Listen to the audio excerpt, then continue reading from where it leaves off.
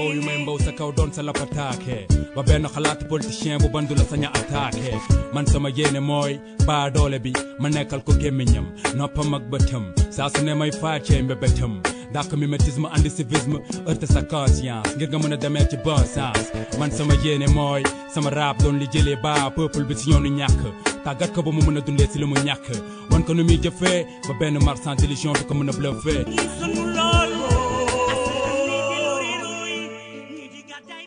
Mesdames, Messieurs, bonjour. Grand format version objection avec notre invité, garde des Sceaux, ministre de la Justice, Ismaïla Madior Fall. C'est encore un plaisir de vous recevoir à objection, à la fois grand format. Merci d'avoir bien voulu accepter notre invitation. Merci beaucoup, Bayoumar. Bonjour à vos auditeurs. C'est toujours un agréable plaisir de venir à Sud. J'y viens depuis plus d'une trentaine d'années. Déjà, quand Sud a ouvert en 1994, j'étais l'un des invités de la première édition de cette émission. Donc, c'est toujours un plaisir d'y revenir. Et ça nous rappelle les grands débats. Absolument. Oui, à l'épreuve avec moi autour de la table, Nando, bonjour. Bonjour, Bayoumar. Nando de Sud Quotidien, chef de service politique. Oui. Monsieur le ministre, il y a des moments qui nécessitent vérité, surtout par rapport à l'actualité. Monsieur le ministre, 3 thématiques pour aborder cette émission.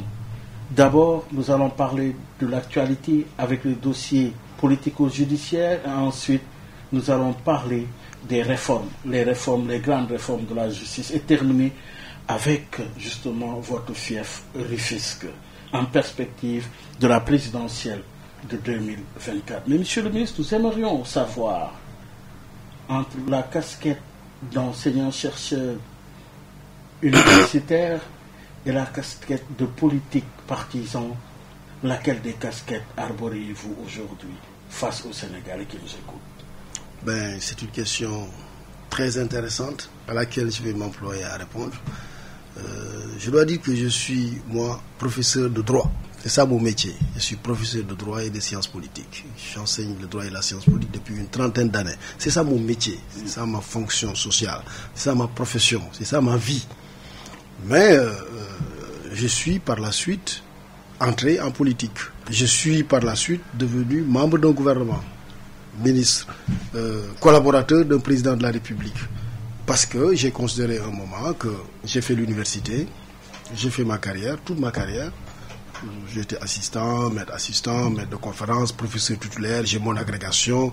J'ai formé une 50aine de docteurs en droit et en sciences politiques, en Afrique, au Sénégal, qui sont devenus eux-mêmes des professeurs agrégés. Je me suis dit, après l'université, la cité. J'ai servi l'université, j'ai formé beaucoup de professeurs. Maintenant, je m'engage dans la cité, parce que la cité est plus large que l'université. Et j'ai acquis en toute humilité une expérience, à la fois à l'université, mais aussi dans mes expertises en Afrique et dans le monde, qui justifie que je puisse m'engager au service de ma cité et aux côtés d'un homme en qui je crois à la vision, le président Macky Sall. Et aujourd'hui, c'est l'enseignant, chercheur, professeur de droit qui s'adresse aux Sénégalais ou c'est le politique partisan? Je dirais les deux. Pourquoi? Parce que d'abord, c'est indistinguible, c'est indétachable. C'est pas facile de distinguer entre le professeur et l'homme d'État, l'homme politique.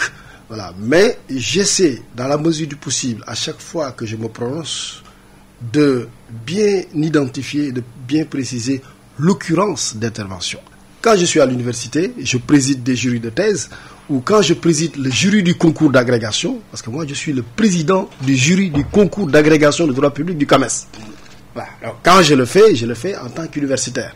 Quand une question scientifique se pose, une question de droit, je l'aborde quand je m'exprime sur l'espace public. Quand je l'aborde, je précise que je l'aborde en tant qu'universitaire. Et d'ailleurs, je signe à la fin Ismaïla Madior Fall, professeur titulaire des universités. Point. Il n'y a aucune autre qualité. En revanche, quand je m'exprime sur l'espace public en tant que politique, je le précise. Quand je m'exprime à Rufisque en tant que politique, je le précise. Quand je vais à l'Assemblée nationale pour défendre mon budget, je le précise.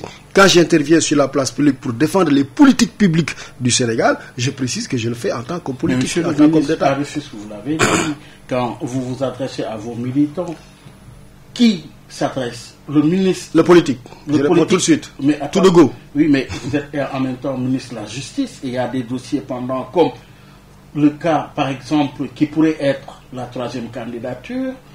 Le dossier n'est pas encore entre les mains du Conseil constitutionnel. Vous êtes encore ministre de la Justice. Comment se fait-il que le politique prime sur la casquette de ministre de la Justice? Ce jour-là, si vous avez entendu, j'ai dit 2 choses. J'ai dit, première chose, il y a une question.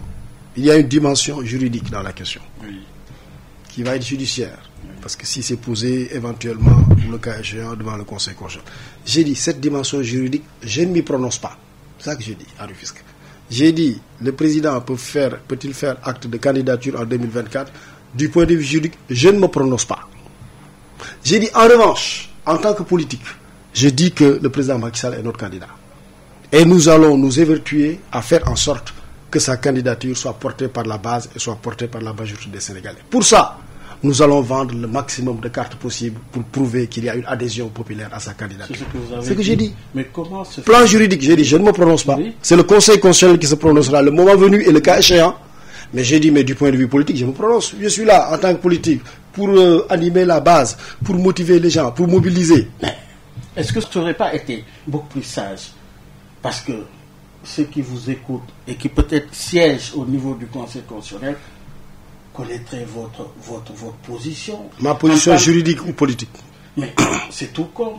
Est-ce que ça n'aurait pas été... Non, ma position juridique, je ne l'ai pas donnée là-bas. Mais vous avez dit que vous avez donné votre position pour votre candidat. Politique. Oui, politique. Oui, politique, oui, parce que c'est le politique qui parle. Mais ça peut influer, ça peut être de nature à créer la confusion dans la conscience de ceux qui sont appelés à gérer. En tant que ministre de la République, sur quoi de la justice, n'aurait-il pas été plus sage de se taire sur ce dossier? C'est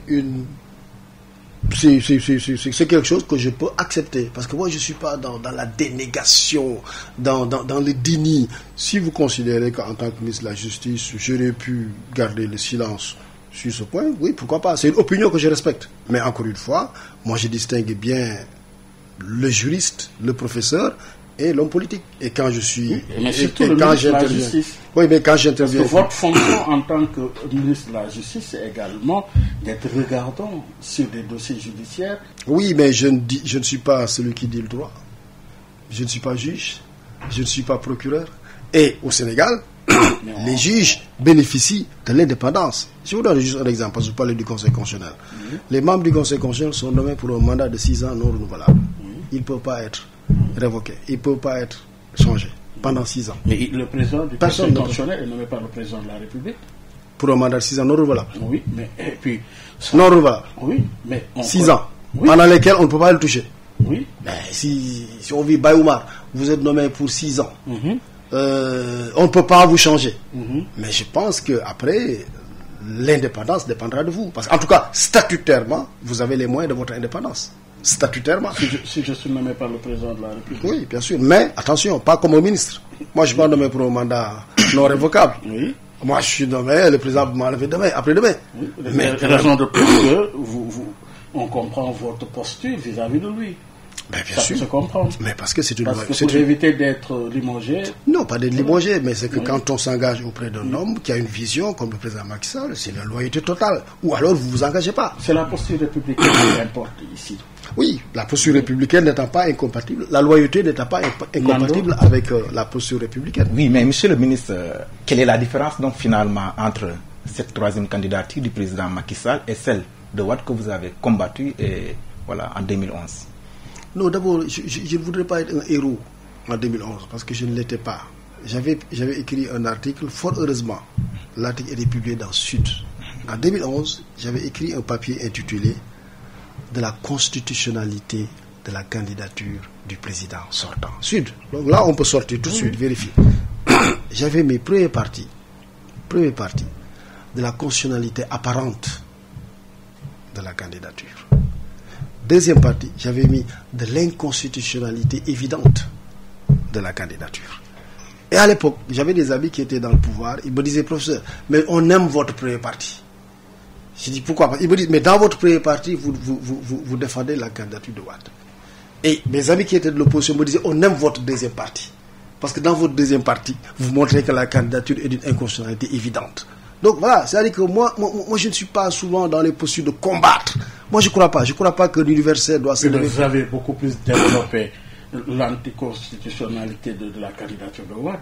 Oui, je suis d'accord. Oui, je suis d'accord. Et je maintiens cette posture intellectuelle. Mais je dois juste préciser... En quoi est-il différent? Je dois juste préciser que je suis plus nuancé que beaucoup d'universitaires qui interviennent. Moi, je suis nuancé aujourd'hui? Non, j'ai dit je suis plus nuancé. Non, moi je suis nuancé depuis que je suis entré à l'université. Parce que pour moi, un universitaire doit être nuancé. Un universitaire doit toujours relativiser son propos. Un universitaire doit être dialectique. Selon les circonstances. Non, à l'époque, si vous vous rappelez, moi j'avais... Parce que bon, que la candidature n'était pas recevable, beaucoup de gens l'avaient dit, démontré, etc. Moi j'avais ajouté un seul élément, à l'époque, un seul.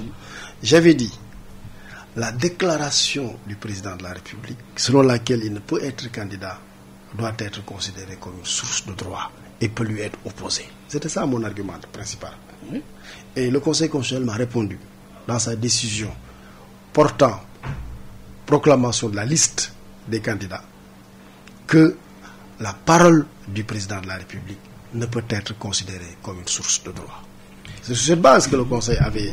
Mais monsieur le ministre, ce même Conseil constitutionnel, dans donc, son avis ou bien sa décision rendue à la veille donc, du référendum, avait évoqué la sécurité juridique pour dire que le président on ne peut pas modifier, augmenter ou diminuer le nombre de mandats en cours du président de la République. Mais si aujourd'hui, par le truchement donc d'une réforme de la durée du mandat, il n'y aura pas de réforme. Ça a été déjà fait en 2016. Oui, en 2016. Le président peut demander un nouveau mandat supplémentaire. Est-ce que demain, on ne peut pas se retrouver dans le même cas que le président Macky Sall, après le mandat de 2024, si toutefois il parvient à franchir le barrage, revoir le mandat, augmente la durée et demande un autre mandat? Non, moi je pense que l'interrogation est pertinente. Mais je voulais juste préciser que l'équation juridique sur la question, ce n'est pas à moi de la résoudre. L'équation juridique de cette question, ce n'est pas au président de la République de la résoudre. Nous ne sommes pas qualifiés pour résoudre cette équation. Cette équation, ce n'est pas des professeurs de droit, titulaires comme moi ou agrégés, qui peuvent régler cette question. Non. L'équation juridique, qui la règle? Nous sommes dans un état de droit organisé. Si l'équation se pose, qui la règle? Le Conseil constitutionnel. C'est tout. Mais donc, tout ce qu'on va dire... Pourquoi voulez-vous... Donc, tout ce qu'on va dire relève de la spéculation. Spéculation. Et ensuite, chacun aussi peut donner son avis. On a son avis. Moi, je peux donner mon avis, qui ne vaut qu'un avis.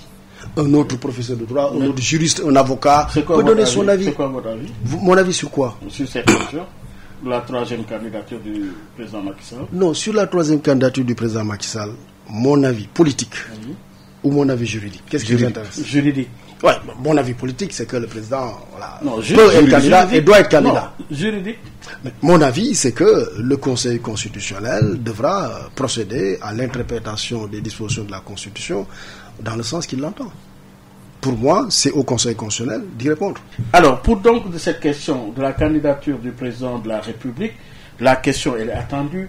Pour vous, vous opterez pour la primauté du droit ou de la morale ici? Parce que le président avait pris l'engagement. Moi, je suis un professeur de droit, je crois à la rationalité juridique. Mais vous avez dit que vous êtes à la fois professeur de droit et en même temps très bien. Politique. Oui, très bien. En tant que professeur de droit, je privilégie la rationalité juridique. En tant que professeur, en tant que politique, je privilégie la rationalité politique qui voudrait que le président soit candidat. La rationalité morale? Non, je parle de la rationalité politique, moi. Non. Non. Je pose la question. Oui. La rationalité morale se situe à quel niveau pour vous dans ce cas d'espèce entre la rationalité politique comme vous dites et la rationalité juridique comme vous dites? Où se place la rationalité morale, éthique? Je ne peux pas identifier et quantifier le poids de la dimension morale dans ça. Je suis incapable. Je ne suis pas un moraliste. Je ne suis pas un spécial de sciences morales. Je suis un spécial de sciences juridiques. Je crois à la rationalité juridique. La rationalité juridique, c'est la dictée dite avec autorité de la chose jugée par le Conseil constitutionnel et la rationalité politique. Que vaut la parole? Ça, c'est la mobilisation politique. Que vaut politique. la parole en politique pour vous? Mais c'est pas en politique, c'est dans la vie. Oui. Que vaut la parole? Mais la parole, elle est importante, la parole. Et il faut s'employer autant que faire se peut à la respecter. Et si les circonstances pour changer sa parole se présentent, ben on peut changer de parole et communiquer de façon appropriée sur le changement de parole. C'est pas la fin du monde. C'est pas tabou de dire que sur telle question de ma vie. Fut-il président de la République? Non, fut-il empereur ou roi? Mais finalement, sur cette question de mandat là, quel est le sens donc de la limitation des mandats si à chaque fois qu'on revoit la durée du mandat, il faut augmenter, il faut demander un mandat supplémentaire? Le débat, l'éternel débat sur la limitation des mandats. Donc vous savez, la limitation des mandats, c'est une question d'abord idéologique. Idéologique, ça veut dire, est-on pour l'idée politique de limitation des mandats? Il y a des gens qui sont pour, il y a des gens qui sont contre. Il ne faut pas croire que c'est une seule opinion. Il y a de grandes démocraties où on ne limite pas les mandats. Au Japon, on ne limite pas les mandats. Dans le débat, oui. Dans le débat, il a été question de la limitation des mandats au Sénégal. Quel débat? En 2000. Oui, bien sûr. Abdoulaye Wade, qui a voulu un autre mandat, a vu l'opposition, le Sénégalais, lui opposer un niet. Des Sénégalais? Oui. Des Sénégalais? Oui, lui opposer un niet. Mais il y a d'autres Sénégalais, qui lui disaient de se présenter. Partant de cette démarche, le président Macky Sall s'est adressé aux Sénégalais pour leur dire: je vais m'arrêter après 2 mandats. Il l'a dit partout dans le monde. Aujourd'hui, cela vous renseigne quoi? La question est de rigueur, alors que cette question aurait dû être évitée justement au regard de situation de 2012 aujourd'hui. Vous en convenez ou pas? Moi, je considère que la question a 2 branches. Une branche juridique qui, le cas échéant, c'est-à-dire que si ça se pose, ne peut être tranché que par une juridiction, le Conseil constitutionnel, pas un individu, pas un président, pas un ministre, pas un professeur, pas un avocat, le Conseil constitutionnel. Et une branche politique. Nous sommes dans la majorité pour la mobilisation, pour soutenir la candidature du président en 2024. Pour soutenir la candidature? Branche politique, la candidature du président Macky Sall en 2024. Parce que nous considérons que le travail qu'il fait pour le pays est un travail formidable et qui doit continuer. Au Sénégal, d'en juger. Oui. Monsieur le ministre Ismaël Madior Fall, parlons des dossiers d'actualité. Je veux parler des dossiers judiciaires. Le cas Hadjibou Soumaré, l'ancien ministre de la République du Sénégal, a été inculpé et placé sous contrôle judiciaire pour diffusion de fausses nouvelles. Aujourd'hui, monsieur le ministre, depuis quand poser une question devient une infraction? On ne peut pas dire que poser une question est une infraction, mais c'est la manière de poser une question. Le principe, le président de la République, le président des Sénégalais, n'importe quel Sénégalais peut l'interpeller sur une situation. Bien sûr. Mais c'est tout. Monsieur le Président, qu'est-ce que vous attendez pour réaliser votre promesse de nous construire un hôpital? Non, ici, monsieur le ministre, ne changeons pas. Mais quand on me fait des insinuations, avec l'intention de mettre en mal l'autorité présidentielle, avec l'opinion publique, mais quand même, je veux dire, ce n'est pas une question. Là, c'est le politique qui parle ou c'est le ministre de la Justice? Non, là, c'est le politique qui parle. Ah, mais voilà. Moi, je suis un politique. La question, je considère que parce que je ne suis pas procureur, je ne suis pas juge. Ça, c'est les juges qui apprécient. Oui. Mais je dis, moi, en tant que... Je ne suis pas politique, en tant que citoyen. Parce que c'est le procureur qui s'est auto-saisi de la question. Le monsieur a posé la question. Quelle question? Et la question, c'est de demander, avez-vous récemment donné 7,9 milliards de francs CFA à une personnalité française? Où est le problème? Une question qui attend une réponse. La réponse, elle a été donnée par le gouvernement à travers son porte-parole. Oui, qu'est-ce qui explique et justifie l'autosaisine du procureur? Ce qu'il explique et le justifie, c'est qu'il ne faut pas que des citoyens, sous le prétexte de poser des questions, tentent de mettre à mal l'autorité présidentielle, ou même un simple citoyen, avec l'opinion publique, ou donne des indices et indicateurs pour que l'opinion le soupçonne d'une infraction qu'il n'a pas commise. C'est juste ça. Mais la preuve, c'est pour ça que dès qu'il a dit devant les autorités d'enquête que oui, il n'a jamais dit ça, il n'a accusé personne. Mais c'était fini. Mais pourquoi l'inculper? Pourquoi l'inculper? Non, parce que... Non, pourquoi l'inculper? Pourquoi l'inculper? Parce que l'infraction est déjà consommée, la diffusion de fausses nouvelles. La fausse nouvelle, elle est partie. Ah, mais, et la réponse? Quelle réponse? Et la réponse qui a été formulée par le gouvernement? Non, le gouvernement qu'il répond, c'est une chose. C'est comme quand on vous dit, vous êtes un ministre corrompu qui recevait... non. Je reprends. Disons les choses quand même. Non, à la hauteur des enjeux et aussi... Mais c'est plus grave. C'est plus grave même. Ce qu'il a dit, c'est même plus grave que dire un ministre est corrompu. Mais non. Il fait une interpellation, il pose une question. Il demande au chef de l'État, président des Sénégalais, il n'a pas compris, il pose une question.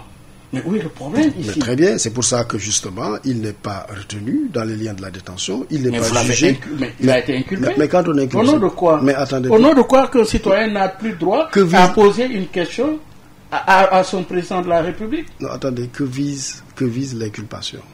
Ah, mais c'est clair, non? Que vise l'inculpation? L'inculpation vise à rechercher d'autres moyens pour asseoir l'infraction ou ne pas asseoir l'infraction.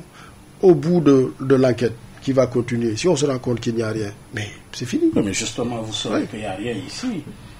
Aucun juge au monde ne peut quand même, sur la base de tels faits, l'incriminer, l'arrêter. Se réveiller un jour oui. Pour accuser un président de la République. Non, c'est pas de l'accusation. Très bien. Vous êtes un professeur pour sous-entendre. Très bien, pour sous-entendre. Mais vous ne pouvez pas sous-entendre. Il y a deux dimensions, comme disait Freud. Vous avez d'une part la conscience, vous avez de l'autre côté l'interprétation qui est subjective. Vous êtes dans la subjectivité, monsieur le ministre. Non, pas du tout. Non, en réalité, vous savez, quand personne n'est naïf, quand un individu, je ne sais pas si vous avez lu... Vous ne pouvez pas faire confiance aux Sénégalais? Un des Sénégalais qui pose une question naturellement, simplement pour avoir une réponse? Et vous l'inculpez? Mais c'est pour ça qu'il n'y a aucune suite. Non, encore une fois, l'inculpation, ce n'est pas l'emprisonnement. Oui. L'inculpation, ce n'est pas un jugement. L'inculpation permet juste... L'inculpation permet juste de rassembler... Un État, une République bien organisée. Ce genre d'infraction, pour vous, s'explique et se justifie? Dans une république qui s'appelle le Sénégal. C'est vous-même qui parlez d'infraction. À ce stade, ce n'est même pas une infraction. Non, je parle d'inculpation. Oui, c'est ça. Je parle d'inculpation. Mais on inculpe juste pour rassembler des éléments. S'il n'y a pas de truc, c'est fini. Le contrôle judiciaire est terminé et puis voilà, on n'en parle plus. Vous êtes à l'aise? Mais totalement à l'aise. C'est-à-dire que quand quelqu'un se réveille le matin, et le choix, c'est quoi? C'est de poser des questions avec insinuation pour mettre en mal le président avec l'opinion, l'interroger. Vous avez remis des milliards, mais je posais des questions simplement. Non, ce ne sont pas des affirmations. Non, je n'ai pas remis. Si c'est le cas. Mais monsieur le ministre, ce n'est pas... le problème, c'est que ce n'est pas la première fois qu'on pose une question de ce genre au président de la République. Je me rappelle, en 2012, j'étais dans la caravane du président Macky Sall, à l'époque candidat, mais il avait interpellé le chef de l'État sur les terres de l'aéroport. Qu'est-ce qu'il en a fait? Donc, voilà. Et pourtant, il n'a jamais été poursuivi. Oui, mais là, vraiment, je pense qu'on n'a pas besoin de s'attarder sur cette question. La question, elle est close. C'est une inculpation qui va suivre son cours normal. Les enquêteurs, qu'est-ce qu'ils vont faire? Ils vont chercher s'il y a d'autres éléments qui corroborent qu'il y a une infraction ou pas. S'il n'y en a pas, l'affaire est classée et sans suite. Je veux dire, il n'y a pas à scandaliser, quoi. C'est vous qui l'avez scandalisé. Bon, je ne suis pas scandalisé, donc je réponds à votre question. À l'arrêtant, c'est un ancien Premier ministre tout de même.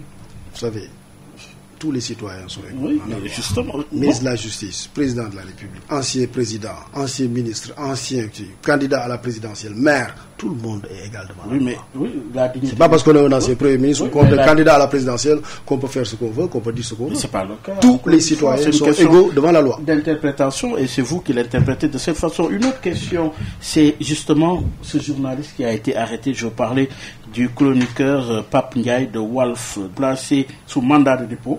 Il est accusé de diffusion de fausses nouvelles, mais également outrage à magistrat, provocation d'un attroupement, intimidation et représailles contre membres de la justice, discours portant discrédit sur un acte juridictionnel et mise en danger de la vie d'autrui. Monsieur le ministre, six charges contre un journaliste dont sa pratique est bien encadrée. Là aussi, un simple démenti n'aurait pas suffi. Pour un journaliste. Vous savez, je ne suis pas à l'aise pour évoquer des espèces, des dossiers ou des cas, parce que ce n'est pas mon rôle. Moi, je ne suis ni juge ni procureur. Je m'occupe de l'application de la politique du président en matière de justice et judiciaire. Je m'occupe de la politique, je m'occupe de la gestion des ressources humaines, je m'occupe des infrastructures. Voilà, les espèces, à la limite, il y a beaucoup d'espèces même, je les suis de très loin. Pourquoi? Parce que je ne suis pas le procureur. Non, je les suis, mais de loin. Voilà, ne dites pas, vous ne le suivez pas. Non, j'ai dit, je les suis de loin. Parce que pour moi, c'est des espèces qui n'ont pas toujours d'importance. Il s'agit de vies humaines qui sont arrêtées. Non, mais parce que c'est des questions d'ordre public. L'ordre public, c'est quoi? Mais quand on considère, vous savez, la profession je vais vous citer, est encadrée aussi. Je vais vous citer un article, un seul article. J'aurais pu citer beaucoup d'articles de la Constitution, mais je vais citer un seul article si vous me le permettez. Oui. C'est l'article 10 de la Constitution du Sénégal.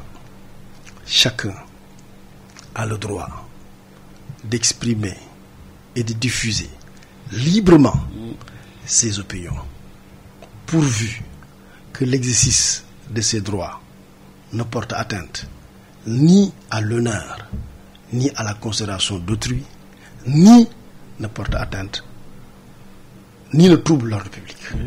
Tout est dit là. Oui, mais monsieur le ministre, dans la pratique, mais quand vous, dans le cas d'espèce, il y a combien de chroniqueurs au Sénégal? À foison. On en prend un seul. Pourquoi lui et pas les autres? C'est la question qu'on vous pose. Oui. Pourquoi lui? Mais parce que quand un journaliste dit, ce procureur de la République, il a 18 procureurs. Faux, il y en a 11. Tous les 18 procureurs, ou 19 même il a dit, étaient contre le renvoi en juridiction. Totalement faux. Pourquoi vous le dites? Quelles sont vos sources? J'ai des sources, mais je les protège. Et ça, c'est de nature à porter atteinte à l'honorabilité de magistrat. Et il dit, ce magistrat, comme ces 18 substituts ou ces 19 substituts n'étaient pas d'accord, il l'a fait contre leur gré. Comme si d'ailleurs il y avait une délibération. Il ne sait même pas comment fonctionne le parquet. Parce que le parquet, c'est le principe de la hiérarchie. Un substitut n'a pas dit je suis pour ou je ne suis pas d'accord. Les juges, oui, mais au parquet, il ne connaît pas. Il le dit. Mais ça, c'est une fausse nouvelle, diffusion de fausses nouvelles. Tu portes atteinte à la magistrature parce que tu discrédites les magistrats, tu montres que ce qui a été fait n'a aucune valeur. Et tu dis, d'ailleurs, c'est pour ça qu'il a été après promu premier président de la Cour d'appel. Mais attendez, mettons-nous un peu à la place des gens qui sont incriminés. Mais il n'a pas été arrêté suite à une plainte visée par celui dont vous faites allusion. Non. C'est le procureur qui s'est autosaisi. Oui, mais bien sûr, non, c'est l'action publique qui est déclenchée. Oui. Mais si l'action publique est déclenchée, pourquoi ne pas le juger rapidement? En flagrant délit. En flagrant délit. Oui, ça c'est une option si tous les éléments qui permettent là de juger l'affaire sont réunis. Mais ça pose tous les affaires. Vous avez forcé la charge, non? D'ailleurs, même, quel est le lien entre sa déclaration et l'attroupement et le délit de l'attroupement? Non, le délit d'attroupement, en réalité, c'est quoi? C'est que quand vous levez, vous dites, ces magistrats n'ont pas fait ce qu'il fallait faire. Vous discréditez les magistrats. Après, la suite, c'est quoi? C'est pour dire aux gens, d'ailleurs, on l'a entendu, sortez manifester. Quand on dit à quelqu'un, apportez la preuve de vos déclarations, il dit que les gens sortent manifester dans les 46 départements. Mais c'est ça l'attroupement? C'est ça l'attroupement? C'est une question d'interprétation. Oui, mais c'est ça l'attroupement. Il n'a pas dit. Vous interprétez que l'attroupement, c'est quand il dit aux gens de sortir. Non? Ce n'est pas lui qui a dit. C'est pas. Nous l'avons pas entendu. Et d'ailleurs, même parlant des chroniques, nous avons tous vu ici des chroniqueurs appelés donc à tuer un responsable politique sans pour autant que ces chroniqueurs soient quoi que ce soit inquiétés. Je ne vais pas citer le nom, d'autant plus que le procureur est là, lui qui regarde les émissions. Censé regarder les émissions télévisées, il y a des chroniqueurs qui ont appelé à tuer des responsables politiques ici. Donc. S'il y a pour moi des chroniqueurs qui ont appelé à tuer un responsable politique, qui que ce soit, moi je pense que l'action publique doit être déclenchée et ceux qui ont déclaré les tuer doivent être arrêtés. C'est ma position en tant que ministre de la Justice. Alors, oui, un autre cas, un autre dossier très rapidement. Les forces spéciales, aujourd'hui, dans l'affaire dite des forces spéciales, 8 personnes jusqu'ici placées sous mandat de dépôt pour atteinte à la sûreté de l'État. Où en êtes-vous avec ce dossier? Je sais que le dossier est en instruction, mais bon, pour ne pas violer le secret de l'instruction, mais le dossier est en instruction. Et même là, les personnes qui ont été arrêtées, pourquoi au fond ces personnes ont été arrêtées? Je ne sais pas si vous avez suivi. On vous pose la question. Oui. Mais ces personnes ont été arrêtées parce que c'est des gens qui ont dit qu'aujourd'hui, il y a une épuration ethnique dans les forces de défense et de sécurité. Épuration ethnique. La dernière Et qu'il y a une ethnie qui serait visée pour être purgée. Monsieur le Mais ministre. si... Non, attendez. Oui. Au Sénégal, nous avons quand même un vivre collectif. Au Sénégal, nous avons beaucoup de problèmes de développement. Nous avons des problèmes encore. Mais notre vivre collectif, accusé l'armée et la gendarmerie de procéder à des épurations ethniques et d'avoir assassiné des gens, pour vous, c'est pas grave. On doit faire une demande. Tu dis non, c'est pas vrai. Non. Et puis c'est fini. Monsieur, non, C'est fini. ne nous faites pas dire ce Non, attendez. Fulbert Sambou et Didier Badji, deux agents des renseignements. Fulbert Sambou a été retrouvé et enterré, mais ensuite il y a Didier Badji. On ne sait pas jusqu'ici quelles sont les circonstances de leur disparition. L'objet de l'instruction. Oui. L'objet de Le l'instruction. dossier a été justement confié à un juge d'instruction. Qui doit Mhm. chercher les éléments explicatifs de la cause de leur décès. Mhm. C'est en instruction. Quand c'est en instruction, confié à un juge, l'État du Sénégal prend la responsabilité de le confier à un juge pour élucider l'affaire. Que des gens se lèvent pour dire non, c'est une purge ethnique. On les a assassinés. Et après, on dit non. Les gens qui ont dit ça, c'est pas grave. Il faut juste faire le démenti, c'est tout. Mais sauf que Il faut quand même que la justice, quand même, il faut qu'on se comprenne. On est aussi dans un État organisé. Il n'appartient pas, je vous ai encore cité l'article 10 de la Constitution, il n'appartient pas à chaque Sénégalais de dire ce qu'il veut dire. De porter à l'honorabilité d'autrui, de saper le moral des troupes, de causer le discrédit sur les institutions. Non. Mais à ce niveau, monsieur Quand on le fait aussi, il faut répondre de ses actes devant la justice. Je l'ai dit, oui, j'accuse l'État d'avoir assassiné. Voici les preuves que l'État a assassiné. Mais vous le dites et puis vous n'avez aucune preuve. Et puis on veut faire passer ça par perte et par profit. Moi je considère qu'il faut qu'on se respecte. Nous sommes dans un État organisé. Ici ce n'est pas l'anarchie, ce n'est pas le chaos. Chaque individu doit pouvoir répondre de ses actes devant la justice. Apporter la preuve de ses allégations, surtout si ces allégations violent la loi ou sont susceptibles de causer un trouble à l'ordre public. Il faut le prouver. L'État doit quand même être présent, l'État doit être debout. Si l'État est faible, nous périssons. S'il est trop fort, il nous écrase, je suis d'accord. Oui. Mais s'il est trop faible, nous périssons. Mais pour le cas de ces deux agents de renseignement, vous dites que le dossier est en instruction. Et oui. l'objet, justement, de l'instruction, c'est d'élucider les causes de leur décès. Oui. C'est ça. Mais sauf que, monsieur le ministre, on a vu aussi un responsable du parti au pouvoir dire devant une télévision, accuser même les membres d'un parti en disant que voilà, s'ils ne veulent pas suivre le cas de ces deux militaires-là, ils n'ont qu'à prendre leurs responsabilités. Et pourquoi il n'a jamais été inquiété? Mais ça, c'est un individu, ses paroles n'engagent que lui. Et pourquoi pour les autres, leurs paroles n'engagent que lui? Pourquoi pour ceux qui sont arrêtés, donc la justice est mise en branle? Non, c'est différent. C'est-à-dire que celui dont vous parlez, en dernière position, lui, il n'a pas accusé l'État d'avoir organisé un meurtre. Mais quand il dit, il dit quoi? Il pointe les membres d'un parti en disant, en donnant le cas de ces gens, en les disant, si vous continuez, on va faire la même chose que ces gens-là. Oui, mais ça, la matérialité infractionnelle n'est pas établie. C'est-à-dire que oui, si vous ne voulez pas finir comme eux, bon, quand même, ça, ce n'est pas du même poids juridique et judiciaire que l'accusation formelle de l'État et des forces de défense et de sécurité. Quand même, c'est pas comparable.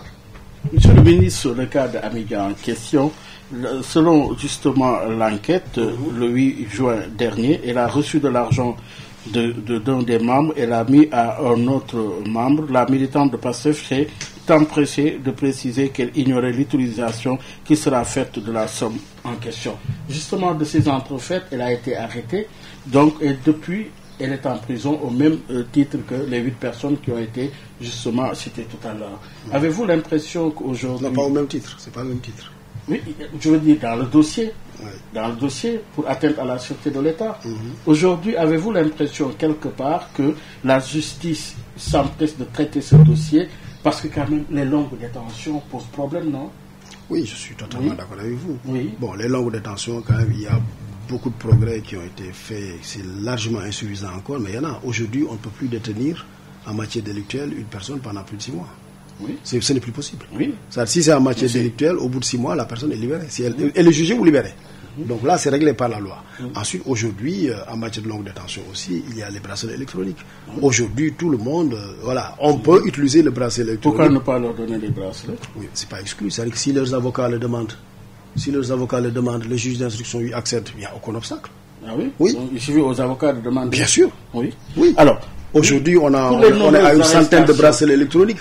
Il y a justement des manifestations qui sont organisées et dans la plupart du temps, quand ces manifestations sont interdites, s'en suivent des arrestations. Et quand ces manifestations sont autorisées, il n'y a pas de troubles, il n'y a pas de casse, il n'y a rien. Et quand il y a des manifestations interdites, c'est là où on assiste à des casses et à des troubles. Avez-vous l'impression que, justement, aujourd'hui, organiser une manifestation au Sénégal est devenu un problème avec vous? Non, pas tellement. Mais vous savez, on ne peut pas organiser des manifestations tous les jours. Le pays n'est pas fait seulement pour des manifestations. Vous savez, quand Baye Oumar, Ismaël Madior et Daoud Gueye sont intéressés par eux-mêmes, attendez, on est intéressé par eux-mêmes, on est 3000. Vous dites, on a fait foule, on a mobilisé 4000 militants. Mais à Dakar, il y a 2 millions de personnes qui, eux, veulent travailler. Ils ne sont pas intéressés par votre manifestation. Vous ne pouvez pas, tous les jours, organiser des manifestations. Donc, quand vous introduisez une demande de manifestation, c'est même pas une demande, une déclaration de manifestation, parce que c'est le régime de la déclaration et non de l'autorisation.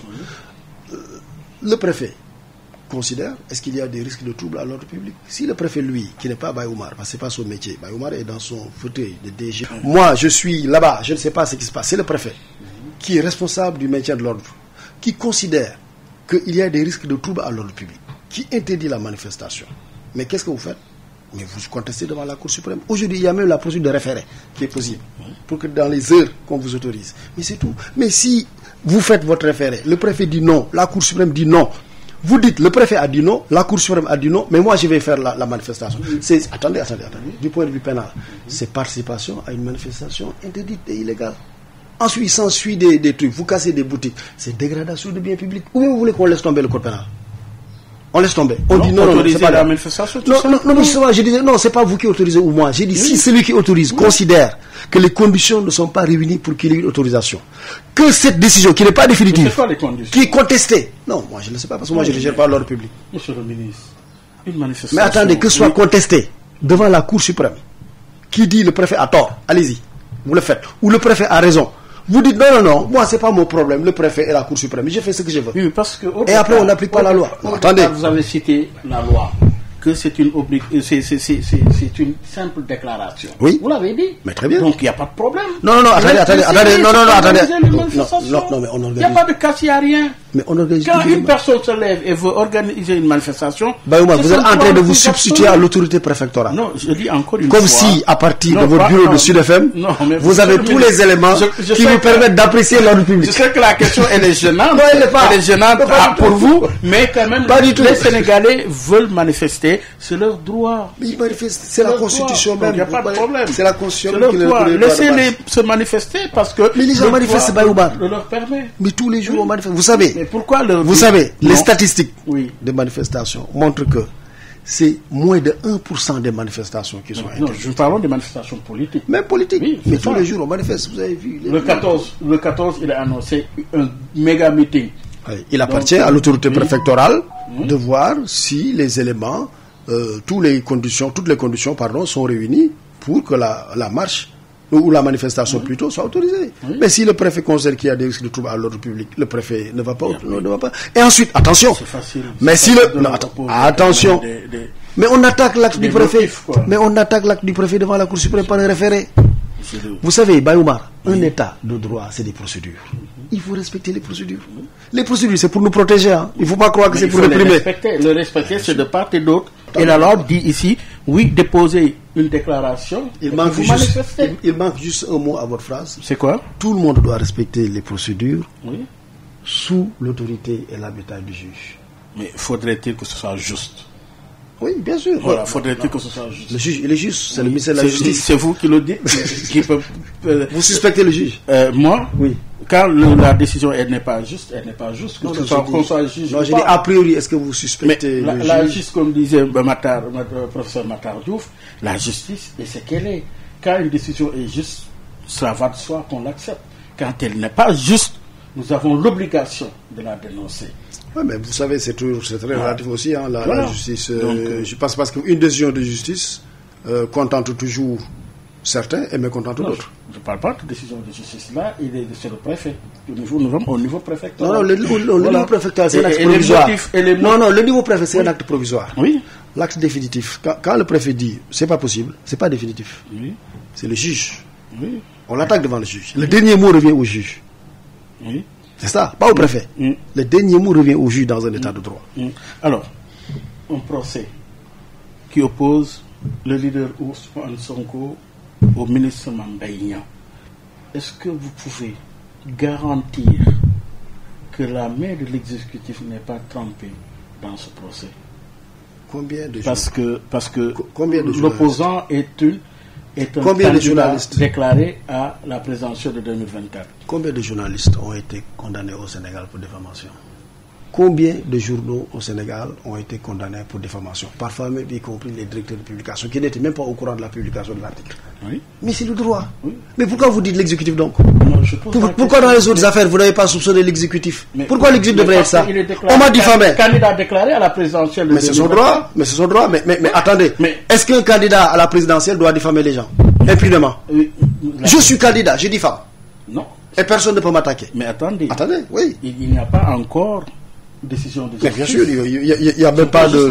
C'est juste là. Je pose la question. Est-ce que la main de l'exécutif n'est pas trempée dans ce dossier? La réponse, elle est négative. Voilà. Donc, monsieur le ministre... quoi la main de l'exécutif y serait?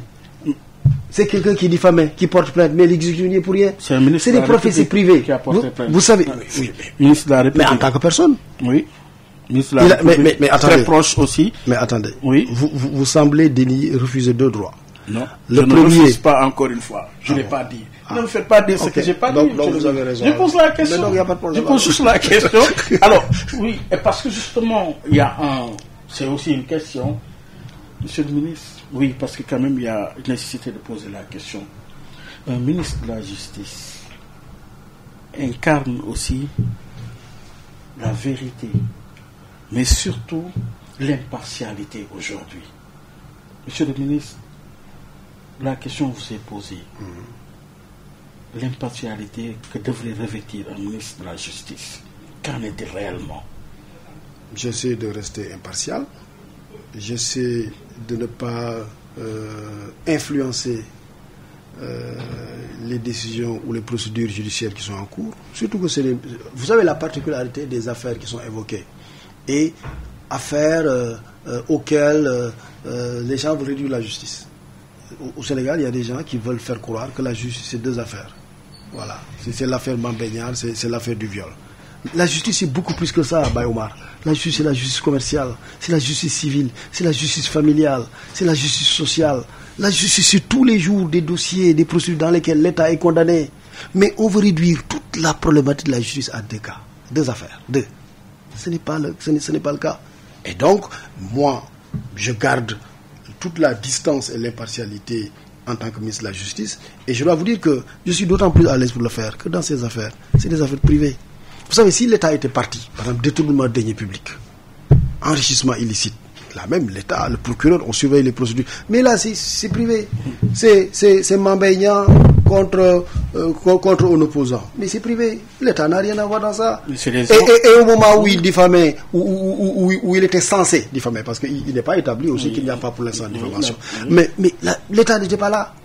Dans une affaire privée aussi, quand il y a une affaire d'accusation de viol, mais l'État n'a rien à voir dans ça. Donc c'est des affaires privées. Et parce que c'est des affaires privées, voilà, l'État... Et vous aurez remarqué d'ailleurs que, il n'y a pas d'acharnement judiciaire. Aucun acharnement judiciaire. Et deux, il n'y a aucun empressement. Les affaires suivent leur cours normal. Dans la première affaire que vous évoquez, je vais terminer par là, sur l'affaire de diffamation, il y a eu combien de renvois? Forcé. Très bien. Forcé. Oui, forcé. Mais très bien. Mais là, donc pas d'empressement. Chaque fois qu'on dit renvoi, on renvoie. Oui. Attendez. Non, je vais terminer. Dans la deuxième affaire qui concerne le viol. Mais justement, c'est ça. Mais l'affaire aurait pu... Non, attendez. Entre Adji Sarr et Ousmane Sonko. Mais très bien. Mais dans cette affaire, par exemple, je parle d'administration de la justice. Mais l'affaire aurait pu être enrôlée. Mais pourquoi les autorités de poursuite ont opté de ne pas enrôler l'affaire? Mais parce qu'ils se disent, on voulait enrôler, il y a appel. Non, on ne se précipite pas. Pourtant, c'est pas lié. Hein. Ils s'apprêtent à enrôler après l'appel, il y a un pourvoi. Ils disent, on attend que la Cour suprême vide le pourvoi. Bonne administration de la justice. Alors que l'affaire aurait pu être enrôlée depuis longtemps. Mais on a dit, pas d'acharnement judiciaire, pas d'empressement. C'est des affaires privées qui opposent des individus. L'État n'a rien à voir dans ça, que la justice suive son cours normal. Le cas Karim Wade, le cas Khalifa Sall. Oui, Nando. Où en êtes-vous avec l'amnistie? On est à moins d'1 an de la présidentielle. C'est des candidats, c'est des potentiels candidats. Oui, le président de la République a exprimé son intention de promouvoir une loi d'amnistie. Il m'a demandé de travailler sur la loi d'amnistie. Au niveau du ministère de la Justice, nous avons terminé le travail sur le projet de loi d'amnistie. Maintenant, il appartient au président de la République de prendre langue avec ceux qui sont intéressés ou bien d'envoyer le projet de loi. Quelle est la démarche qui est privilégiée, le projet d'amnistie pour les deux? Non, c'est d'amnistier, parce que vous savez, le problème de l'amnistie, c'est que parfois il est difficile d'amnistier des personnes. On peut dire on amnistie Jean et Paul. Voilà, souvent c'est des faits qu'on amnistie. Et donc la démarche qui a été privilégiée, c'est que le projet de loi d'amnistie vise des faits. En l'occurrence, dans le premier cas, c'était le délit d'enrichissement illicite. Oui, le délit d'enrichissement illicite. Donc les faits d'enrichissement illicite qui ont été commis de telle période à telle période. Et ensuite les faits comment dire, moi je fais attention, je n'aime pas citer les noms, les attaques ad hominem, je préfère sur les idées, les principes. Je suis un professeur, c'est une déformation professionnelle. Et donc dans le deuxième cas, c'est les faits de détournement de deniers publics, de blanchiment qui sont visés. Voilà, mais pas les personnes, c'est les faits. Et ces faits-là qui ont été commis par des individus de telle période à telle période, voilà. Ces faits sont dans la loi d'amnistie, sont concernés par l'amnistie. Bon, au principal, c'est 2 personnes. Au principal, qui c'est 2 personnes. Normalement vont prendre part à la prochaine présidentielle. Oui, si la loi d'amnistie est bon, j'espère aussi qu'eux-mêmes ils sont intéressés par l'amnistie. Voilà, parce que je crois savoir que l'un serait intéressé par l'amnistie, je pense, même si je ne l'ai pas entendu le manifester, parce qu'il faut aussi une manifestation d'intérêt. Je suis intéressé. Et l'autre, je sais qu'il a dit qu'il n'est pas intéressé par une amnistie. Mais dans ce cas, pourquoi n'avez-vous pas privilégié la voie parlementaire en modifiant l'article L29?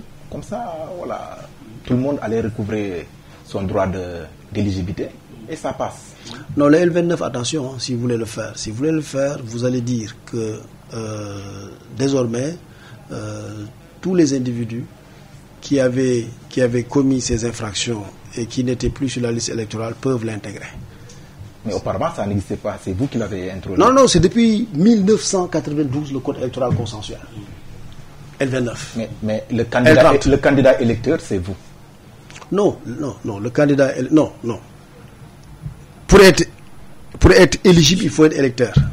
C'était dit pour les élections territoriales, c'était dit pour l'Assemblée nationale. Nous, on l'a juste fait pour la présidentielle. Pourquoi? Donc, le dossier est entre les mains du chef de l'État. Oui, c'est ça, le dossier est entre les mains du chef de l'État. Donc, ils vont prendre part à la prochaine présidentielle. Il y a pas non, je peux pas le dire. Ça c'est si le projet de loi d'amnistie est envoyé à l'Assemblée nationale et adopté. Mais on est à 1 an, pratiquement, jour pour jour. Oui, mais je ne suis pas... Dépassé même, il reste juste... Je ne suis pas le maître du calendrier législatif. Ce n'est pas moi qui définis la politique de la nation. Ce n'est pas moi qui décide. C'est le président de la République qui décide. Monsieur le ministre, la dernière partie de l'émission avec les réformes de la justice. Avant d'entamer les réformes, il y a quand même le rapport de la Cour des comptes. Oui, là aussi... La machine judiciaire ne s'emballe pas. Pourquoi? Mais la machine judiciaire, on ne voit pas qu'elle s'emballe, on voit qu'elle marche. Normalement, tout à l'heure, je vous ai dit, les renvois. Mais la justice, c'est comme ça. Attendez, la deuxième affaire, je voulais évoquer. L'ordonnance de renvoi du juge d'instruction, elle date de 2 mois. Pas de jugement jusque-là. Pourquoi ça retarde? Mais parce que le temps de la justice n'est pas le temps de la politique, n'est pas le temps des médias. La justice, on la laisse se dérouler. On ne doit pas la précipiter, on ne doit pas la pousser. Quand les gens demandent des renvois, mais on respecte les renvois. Quand les gens vont à la cour d'appel, il faut attendre que le juge d'appel statue, même si ce n'est pas obligatoire. Quand les gens vont à la cour suprême, mais il faut respecter les juges et attendre que le pouvoir soit vidé, même si ce n'est pas obligatoire, encore une fois. Il ne faut pas donner l'impression d'un empressement, qu'on veut éliminer des gens.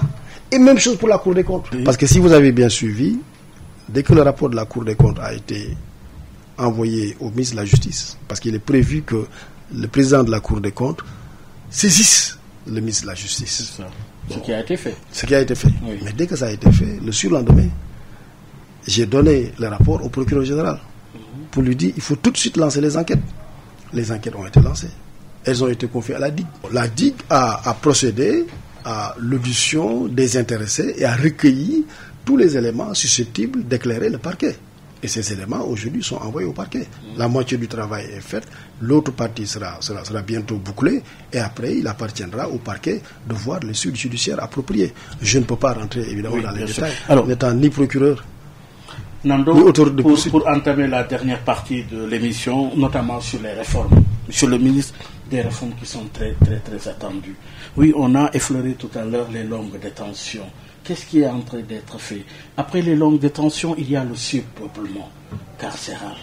Oui, qu'en dites-vous? Bon, concrètement, là, vous abordez l'axe prison. Oui. Parce que quand on dit la justice, c'est vraiment une complexité. Oui. Voilà, il y a les prisons, il y a les palais de justice. Très bien. Maintenant, parfait. Je vois que vous avez le sens de la méthode, au sens cartésien du terme. Mais pour les prisons, aujourd'hui, qu'est-ce qui est en train d'être fait? Deux choses essentiellement, parce qu'on n'a jamais construit de prison au Sénégal, depuis l'indépendance. C'est le signe indien. Les gens disent, il ne faut pas construire des prisons parce que ce n'est pas sûr. Le président Macky Sall a brisé le signe indien. Aujourd'hui, on construit des prisons. Il y a une grande prison qui est prête à 70% à Diamniadio, un camp pénal de 2500 places, aux normes internationales, mais qui remplissent toutes les conditions de confort, les prisons. D'abord, donc, il y a 10 prisons qui vont être construites sur le territoire sénégalais. La carte pénitentiaire va changer complètement. Les prisons sénégalaises vont être différentes dans quelques mois, ce que j'ai dit là, c'est pas dans quelques années, vont être différentes de ce qu'il y a actuellement comme prison. Parce qu'aucun chef d'État n'avait osé construire des prisons. Mais le président Macky Sall, ça sa particularité. Il ose toujours faire ce que les autres n'ont pas fait. Donc il construit les prisons. Deuxièmement, le président a dit, pourquoi vous avez besoin de mettre tout le monde en prison? Mais faites les bracelets électroniques. Aujourd'hui, l'État du Sénégal est entré dans un programme d'acquisition de bracelets électroniques, mais progressivement. 1000 bracelets électroniques. Actuellement, une centaine de bracelets électroniques sont posés. Et le bracelet électronique, ça sert à quoi? Deux choses. Un, moyen de gestion de l'instruction. Ça veut dire qu'aujourd'hui, par exemple, si une personne est inculpée et a des problèmes de représentation, on ne le met plus en prison. On lui met le bracelet électronique, on le laisse rentrer. Et la personne reste à la disposition de la justice. Elle ne peut pas fuir. Elle est suivie, tracée. Ça, c'est fait. Ensuite, maintenant, le bracelet électronique va aussi être un moyen d'aménagement des peines. Si vous êtes condamné à 1 an, vous êtes condamné à 5 ans, vous avez fait la moitié de la peine, on vous met le bracelet électronique, on vous laisse rentrer chez vous. Donc aujourd'hui, très concrètement, sur les prisons, c'est ça qui est en train d'être fait. Alors, on a parlé du surpeuplement, on a parlé de... Non, le surpeuplement, c'est ça. Le surpeuplement, maintenant, les gens vont de moins en moins rester en prison. Oui. Voilà, c'est ça. Et puis, comme il va y avoir plus de place dans les prisons aussi, il y aura moins de surpeuplement. Les longues détentions? Non, les longues détentions, vous savez... Oui, c'est lié. C'est lié. Mais les longues détentions, vous savez maintenant, au Sénégal, il y a de longues détentions. Et ça, c'est très important de le savoir. Il n'y a de longues détentions qu'en matière criminelle. Mais attention, quand on dit matière criminelle, malheureusement, ce ne sont plus seulement les crimes de sang, homicide volontaire. Pourquoi? Parce qu'il y a une criminalisation de certains délits, qui étaient de simples délits, mais on les a criminalisés. Exemple, le trafic de drogue. C'était un délit, on l'a criminalisé. Ensuite, le viol.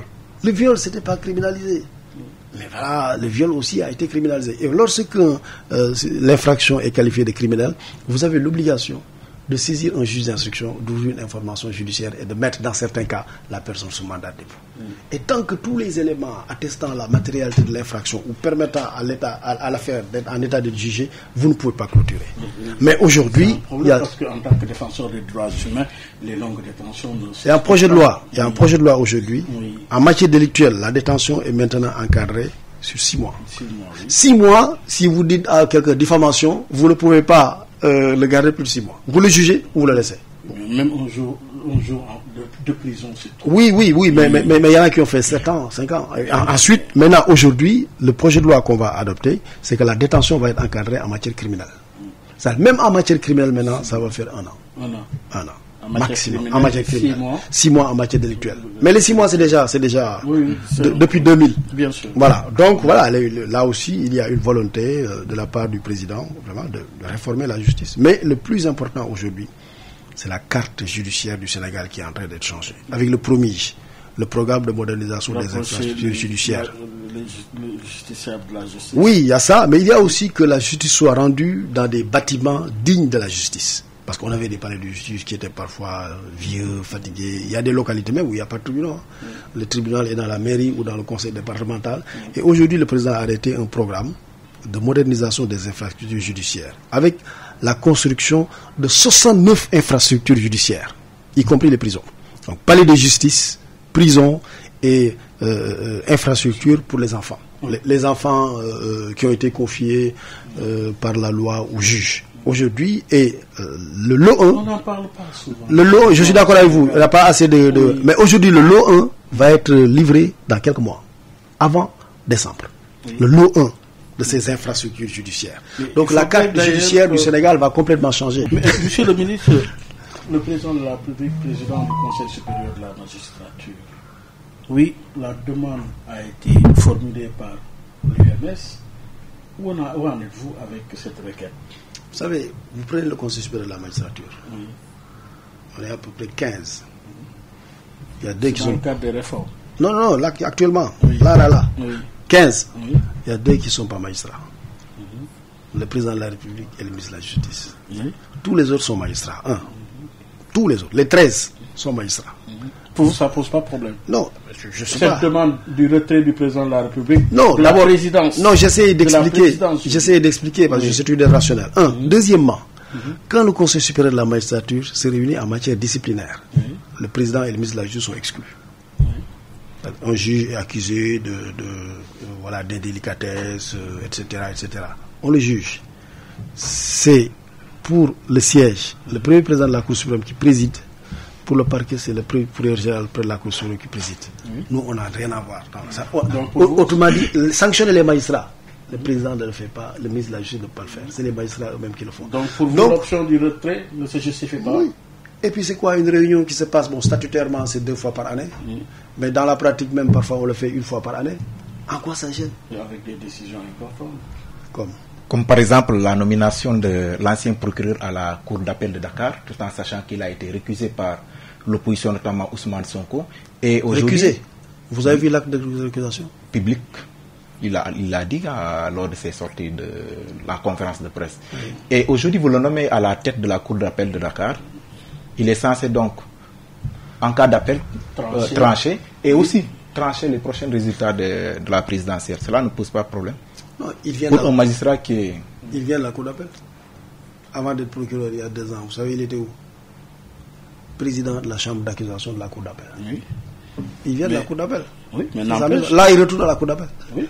C'est un juge du siège. Pour des échéances quand même qui sont... Non, mais attendez quand même. L'autre est parti à la retraite, Cheikh Tidiane Koulibaly. Le premier président de la Cour suprême est allé à la retraite. Le premier président de la Cour d'appel l'a remplacé. Le poste de président de la Cour d'appel est vacant. Lui, il était à la Cour d'appel, président de la chambre d'accusation de la Cour d'appel. Il a été juge du siège, il connaît, il a fait le parquet et le siège. Il remplit les conditions d'ancienneté. Où en êtes-vous avec la réforme donc, sur le droit à l'information? L'accès à l'information. Bon, ça, c'est pas le ministère de la Justice. C'est pas le ministère de la Justice qui pilote une loi d'accès à l'information. Ah oui? Non, c'est pas le ministère de la Justice. Ça, c'est le ministère de la Communication, le ministère qui s'occupe. Oui, mais c'est pas le ministère de la Justice. Mais je dois vous dire que... Êtes-vous favorable? Bien sûr, totalement favorable. Ouais. Parce que pour moi... Parce qu'on nous oppose tout le temps estampillé confidentiel. Oui. Ça aussi, ça aide pas à la clarification ou à la transparence. Je suis d'accord, mais estampillé confidentiel, ça existe aux États-Unis d'Amérique. Oui, mais ça existe en France. De la manière avec ça existe en Grande-Bretagne. Oui. Il y a des documents aux États-Unis, vous ne pouvez pas les avoir. Mais si vous les prenez, voilà. Ma question est universelle. La loi même. Oui, c'est ça. Sénégal, oui, je veux dire que quand tous les pays de la sous-région peuvent avoir une loi d'accès à l'information, tous les pays autour du Sénégal, mais ici quand même. avoir une loi de l'accès à l'information ne pose pas problème. Mais ce n'est pas mon ministère qui s'en occupe, mais moi, je soutiens une loi d'accès à l'information. Parce que pour moi, il n'y a rien qui s'y oppose au Sénégal. Vous savez, en matière de gouvernance, de transparence, le Sénégal est toujours bien classé. Je vous donne juste un exemple très récent. Prenez le cas de Maman Ibrahim. Je sais que vous suivez bien ces questions. Mais il y a d'autres classements de transparence. Le Sénégal est toujours sur la liste rouge.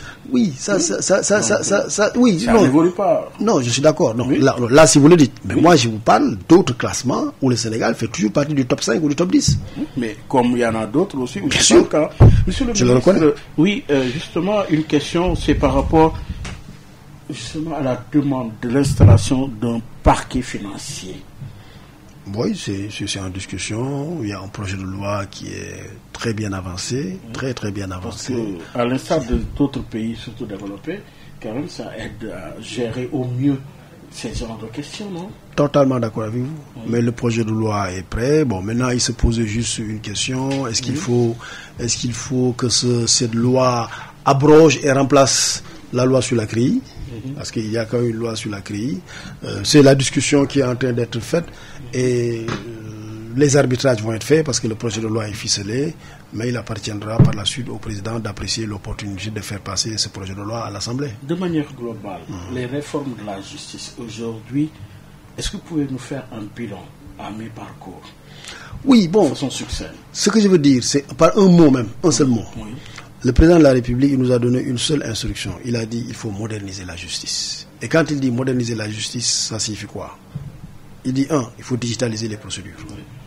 Il ne faut pas que ce soit le papier, etc. Il dit ayez un programme de digitalisation de la justice jusqu'à ce qu'on aboutisse à zéro papier. On a commencé au niveau du tribunal de commerce. Aujourd'hui, les avocats font les requêtes de façon électronique. Donc le digital a envahi la justice commerciale.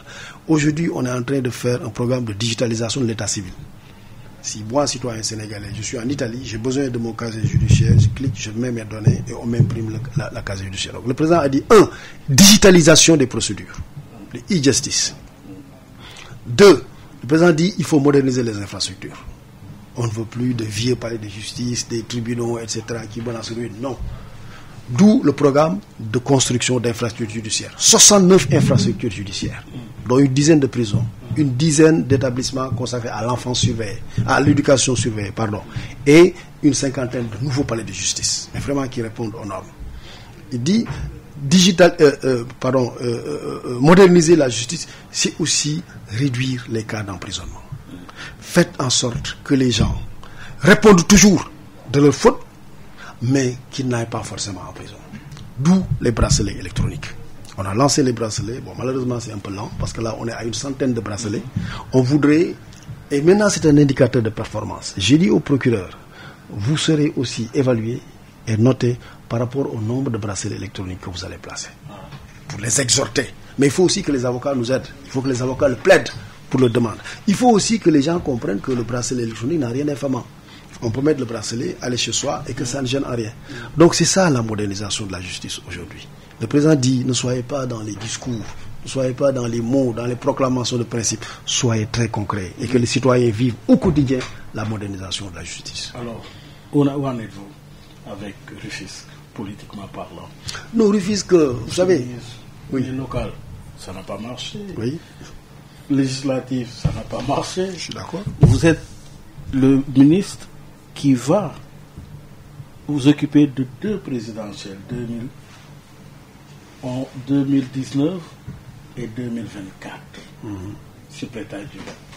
Alors, quand même, la légitimité locale, vous en dites quoi? Voilà, là je retrouve Bayoumar, le provocateur. non mais, brièvement, oui.